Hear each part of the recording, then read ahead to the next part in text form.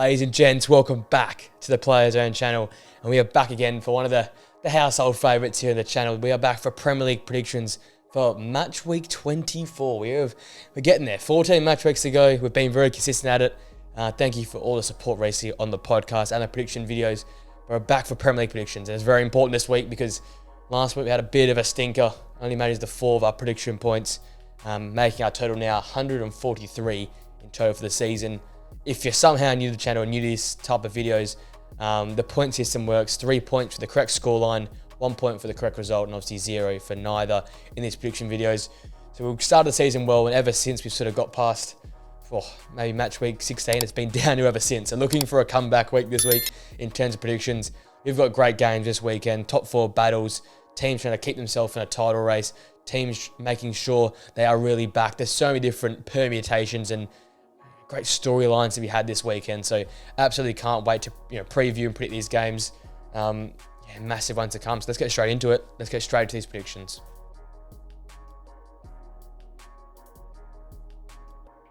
First game takes us up to the north. It is Manchester City hosting Everton in what for me looks like a bit of a one-sided affair.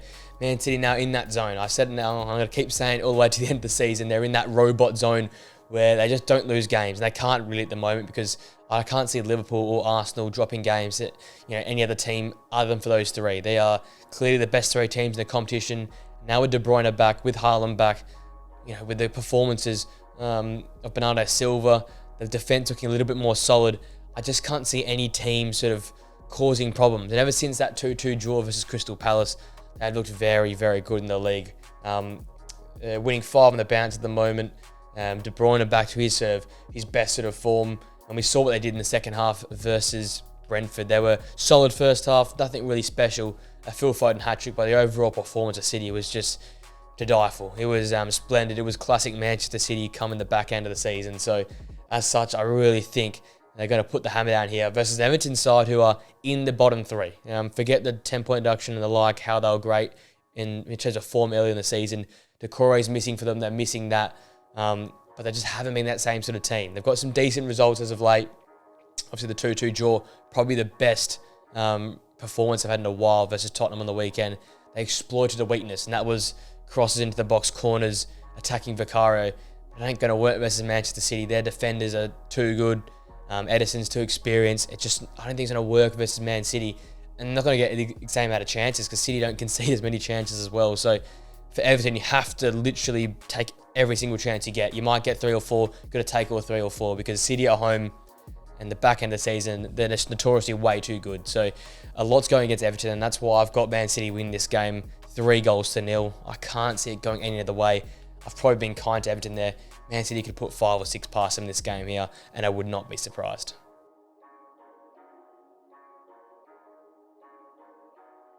Our next game sees us in London. It is Fulham hosting Bournemouth, which is probably the hardest to read in terms of predictions on the weekend.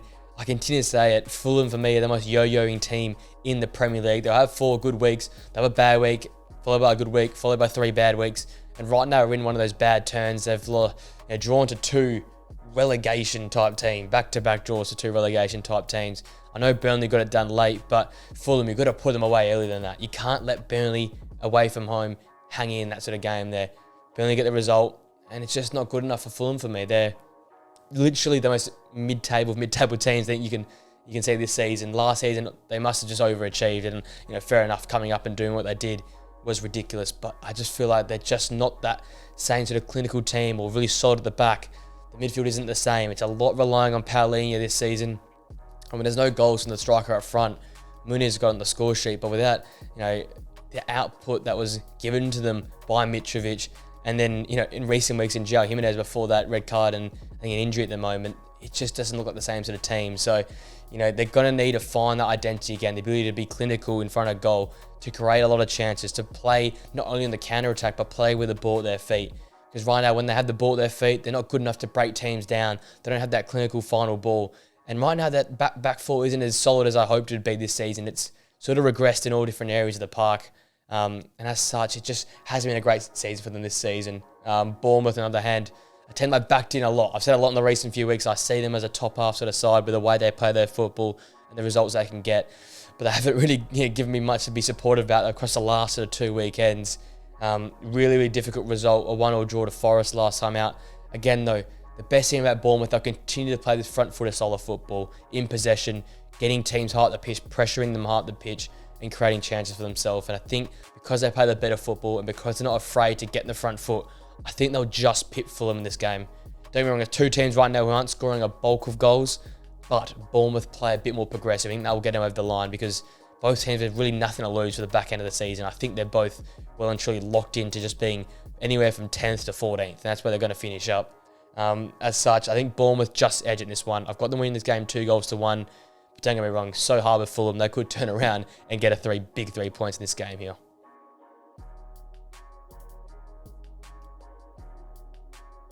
Our next game, once again, feels like a bit of a slam dunk. It's Liverpool hosting Burnley. Liverpool probably coming off their worst performance in around a year and a half with the way they played last time out. Very poor. Mistakes from Alisson, mistakes from Van Dijk, poor midfield control.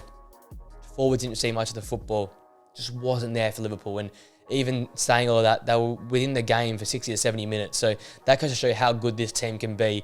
And with Endo returning, Thiago back to some sort of fitness, Salah's fitness coming around the door as well, and yet they're still top of the league, and Arsenal have only pegged it back to being 2 points, I believe.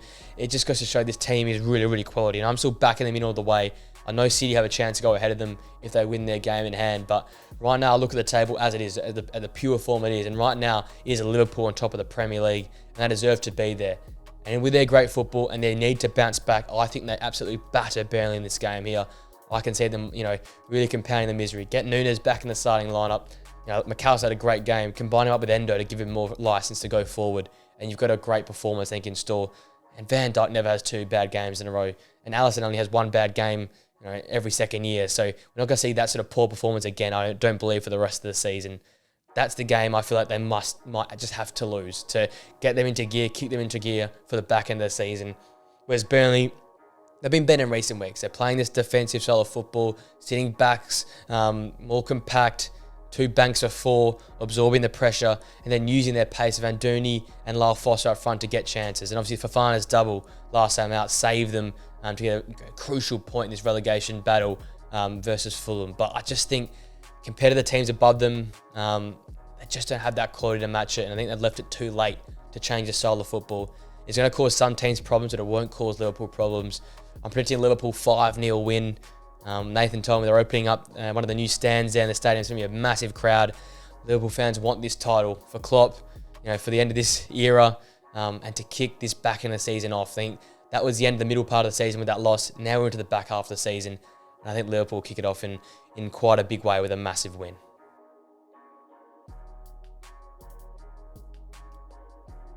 Our next game is Luton Town hosting Sheffield United, and coming to the season we would have thought 20th versus 19th, but it's 20th Sheffield United versus the side outside of the relegation zone right now in Luton Town, and boy have I been impressed with what Rob Edwards has done with this squad here. I've been calling for it and saying Ross Barkley's the signing of the season. I'm still going to back that in, but what he's done, the turnaround, likes of Adebayo, Ogbene's performances, what we're saying from Alfie Doughty in times. He's got this team playing with passion and authority at the moment. And they just went away to Newcastle and scored 4 goals past them and could have easily won that game. In the end, they get a point, a massive point, but in the circumstances, they'll be kicking themselves. They couldn't have got all 3. It was a lapse in a moment there. 4 to 5 minutes, Newcastle got back in that game there and tied it all up. And it took a Harvey Barnes coming back from injury off the bench, a belting finish to get the 4-4 draw. The thing is, they're scoring goals. 4 past Brighton, 4 past Newcastle. I think it was 3 not too long ago as well. They're scoring goals now as well. This is the danger for sides coming to Luton or facing Luton. At home as well, they're so hard to play. We've seen City struggle, Newcastle struggle, Arsenal struggle, Liverpool struggle. And Sheffield United, I don't think they have any chance versus Luton Town. That seems ridiculous me saying this because it should be a relegation 6-pointer. But in my mind, if Luton get this big win again, they kick on even further. Everton potentially lose a game, most likely lose against Man City. They go even further away from the drop zone. Right now, they are just believing Rob Edwards is playing some great football. Don't get me wrong, defensive, but it's going to work. And I think it's working to a great degree here. Sheffield United, their performance last time out, abysmal again. Another 5-0 loss, not good enough. The management change did nothing. They're not the best. They're the worst team by a long way in the Premier League. And their best is not good enough to beat Luton, I don't think, even if Luton have a mediocre game. It's massive for them, though. If they don't win this season over, I think the season's probably already over, but if they want to make something of the back end of the season, you've got to get 3 points here. It's their season on their line to fight for anything versus Luton. It's a chance for them to really break away from that relegation bottom 3. So massive stakes at both sides. I've got Luton winning this game 3-1, no. I think they're just too quality. They're at home. And right now, Sheffield United are just not good enough.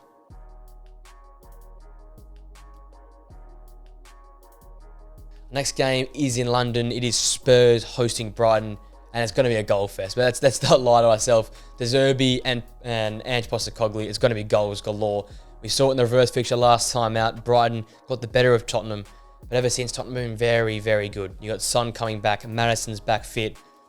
Richarlison's turned into a prime moment's R9 at the moment with the way he's playing his football. And if it wasn't for lapses and being exposed for the first time this season, Spurs would have easily gotten that win versus Everton. They were not quite at the races in terms of their forward play, yet they were still very, very good.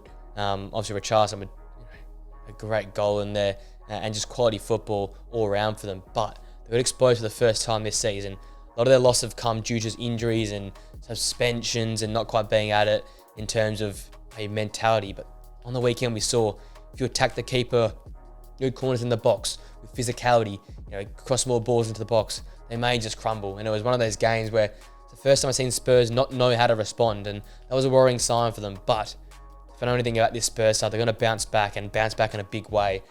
Obviously, Brighton get a 4-1 win over Crystal Palace, but that's not fooling me. People are saying they're back and they're going to produce better football. I'm not fooled yet. Crystal Palace are a poor side, a very poor side at the moment. And I think Brighton are still a bit inconsistent. Spurs, on the other hand, I think there was a bit of a blip there last time out versus Everton. And again, it was only a draw away at Goodison Park. I think they'll go back to winning ways. There'll be goals galore. They're going to reverse the reverse fixture. I've got Spurs winning this game 4-2 and sticking it back to Brighton for what they did a few weeks ago.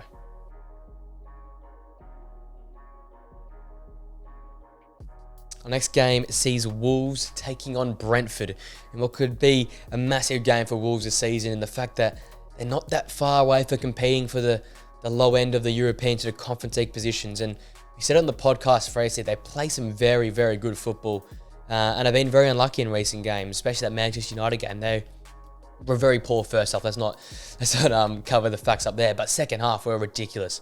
Pedro Neto's back and playing great. Mateus Cunha is playing out of his skin and deserves to be back at Atletico Madrid the way he's playing his football. And Gary O'Neill has done a masterstroke with this team here, the way he's turned this team around. I believe a lot in Wolves at the moment, and especially at home. They've only lost 2 games out of the last 10 at home. So very consistent at home. They play some very attractive style of football. And when you give them time in midfield areas to break down a back line, there might not be many teams better in the competition at breaking down teams. Once you pass halfway, and once you start stretching units, Wolves can punish you a lot. And especially with Neto being back and the way Cunha's played his football, Sarabia off the bench, and so on and so forth. Because right now they're playing some really good football and deserve all their plaudits. So the 4-2 win against Chelsea on the weekend away from home as well just goes to show this team is super consistent. And even away from home winning, at home they're good as well. You can't put many teams past them. And Brentford, I know, have had a mini turnaround under Ivan Toney, but I just think that they've got the quality at the moment, just not up to what Wolves have got in terms of the standards. Thomas Frank tries things to not much success at the moment, and I like him as a manager, but it ain't working this season. It's a season of, I think, just going through the motions a little bit. Make sure you stay safe. They're in danger there of dropping into some relegation debates, but they think they'll be fine, but they're just not at it this season. Whereas Wolves, they're on the ball at the moment. They look like a top half side that could maybe sneak into an 8th or a 7th. If things go their way, they get European football. So this is another massive game for them. Win this game and keep yourself amongst the big boys. I've got them winning this game 3-1. Again, a lot will fall into Neto and Cunha, but I back these guys in to continue to deliver because they've done so far this season, and I think it'll be another great home performance from Wolves.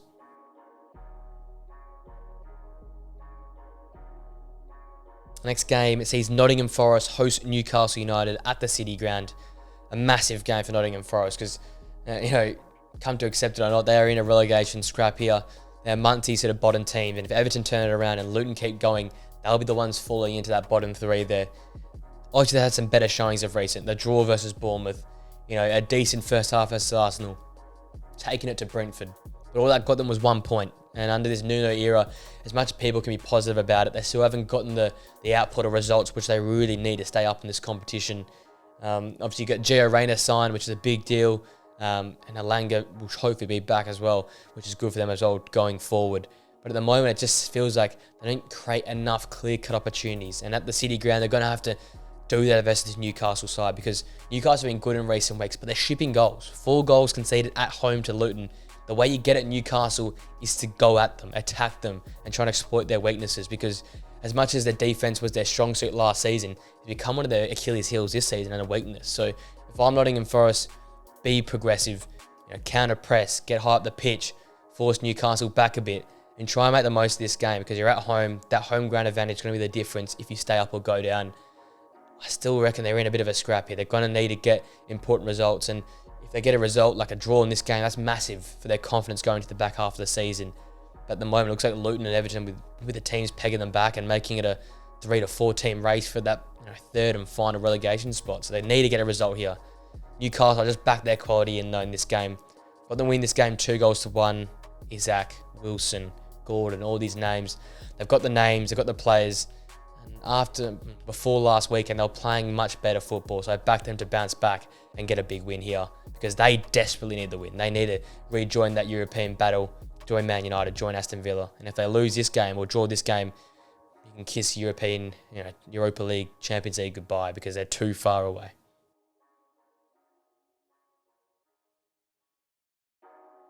Our next game is an all-London affair. It is West Ham hosting Arsenal. And West Ham back at home, they need a bounce-back performance. Really poor versus Manchester United. Had moments in that game, they didn't take them. But for the West Ham team, I haven't seen them be at their counter-attacking, compact, forcing team to make mistakes best. They beat Manchester United, they beat Arsenal in quick succession. They really took it to teams and were looking like a real candidate for the top 6. But with the recent performances, I just don't back them in at the moment. You've got Calvin Phillips signing, aging like milk, and I want to see that David Moyes system where it was Alvarez and Ward-Prowse and Souček back in that midfield. Bowen's trying, not getting the service. They need Lucas Paquetá back desperately, because Mohamed Kudus playing out of position is not what you want. Obviously, a few players have been out in recent weeks, and that probably doesn't help them, but I want to see West Ham be compact, be difficult to beat, and then go and try and score some goals on the counter-attack, because that was their identity, and that's where at their best.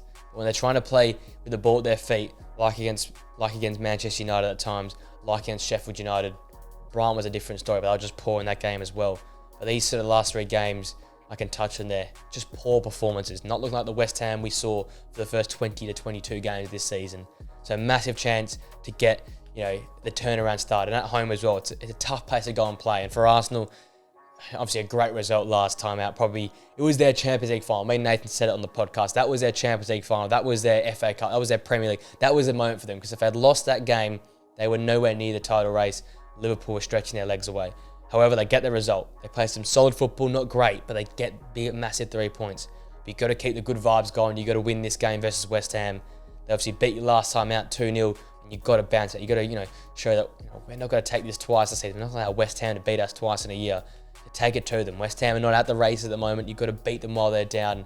And for Arsenal, you've got to keep that momentum going. If you want to be in this title race, you can't lose to any team other than Liverpool, Man City. That's going to be the mentality at the moment, because you're playing catch-up otherwise. So for them, they have to be at the races. I think Saka and Odegaard are massive for this team. When they play well, those two play well. When they play poorly, these two miss chances or aren't quite the 10 out of 10 performances we expect from them.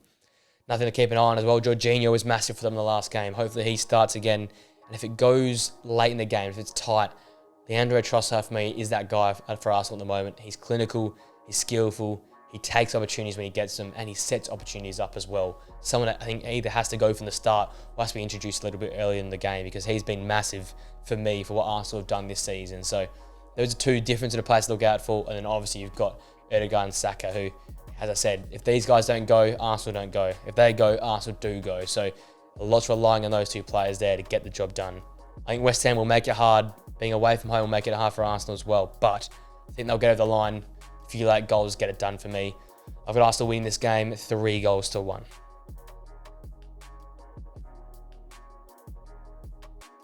Our penultimate game is probably the game of the weekend. It's Aston Villa taking on Manchester United in what is an absolute massive game. These two teams are battling for that fourth spot. United have had a great turnaround. 3 wins on the bounce, playing some great football. Kobe Mainoo's been massive. Casemiro's been massive. He also has been massive as Lisandro Martinez. He's gone down injured though. So another centre-back pairing for Manchester United. For Aston Villa, great last time out versus Sheffield United. But it's Sheffield United at the end of the day. Everyone should be beating them 5-0. It's the inconsistency as of recently. Not as many goals. Not giving Watkins a supply. That midfield not looking like that dynamic, dominant midfield I was seeing at the start of the season. A few things that are ticking me is they're probably the weakest out of the top 6 teams. And Manchester United, don't get me wrong, have had a lot to catch up on Aston Villa. If they get a result here, it just becomes a little bit more interesting for Manchester United in terms of maybe getting a top 4 spot. So for both teams, massive. If Aston Villa win it, Manchester United have no hope of making the top 4. But if United win this game, you can peg the 3 points back on Villa. All of a sudden, Villa get very, very nervy. Obviously, you got to remember back only a few weeks ago when Manchester United turned around a 2-0 deficit to go and beat Aston Villa 3-2. And that was the start of this great turnaround, it feels like, for Manchester United. They're playing great football. We know Aston Villa can play great football. I feel like in this game here, whoever's midfield gets on top wins this game. It's pretty simple. Whether it's Casemiro, Manu, or Fernandes, or if it's going to be Kamara, McGinn, and Douglas Luiz. That's simply where the game's going to live and die. Last time out this fixture last season, Aston Villa bossed the midfield battle and looked the better side. Because both teams look at the moment, both front lines will score goals when they get the opportunities. It's who can get and give the most opportunities. That's the question we're going to ask in this game here.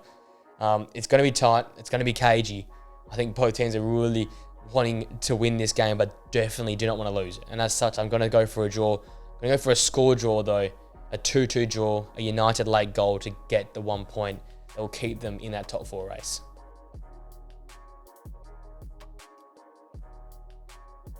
Our final game is an all-London affair. It's Crystal Palace taking on Chelsea. And to be honest with you, this is another one of those games I do not know how to predict it. Crystal Palace have been awful as of recent, but when Eze and Elise play, they look great.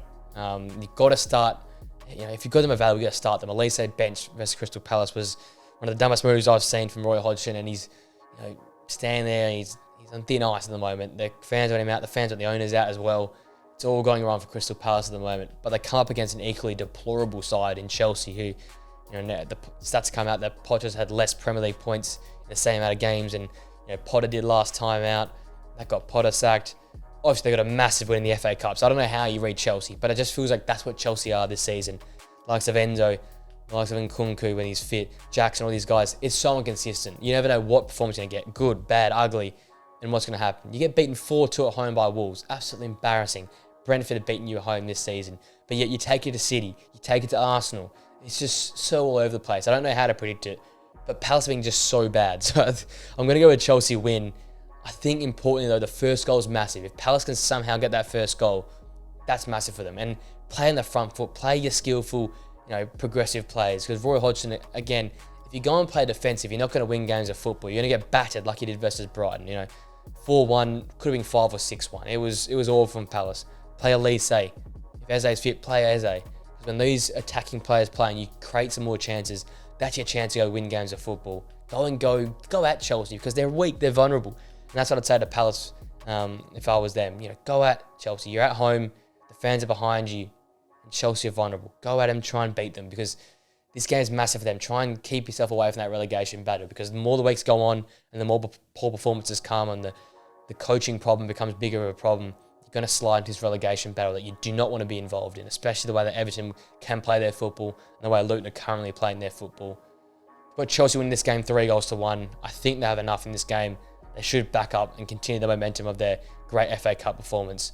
But once again, I don't know. Chelsea and Crystal Palace, two teams that are very hard to predict at the moment.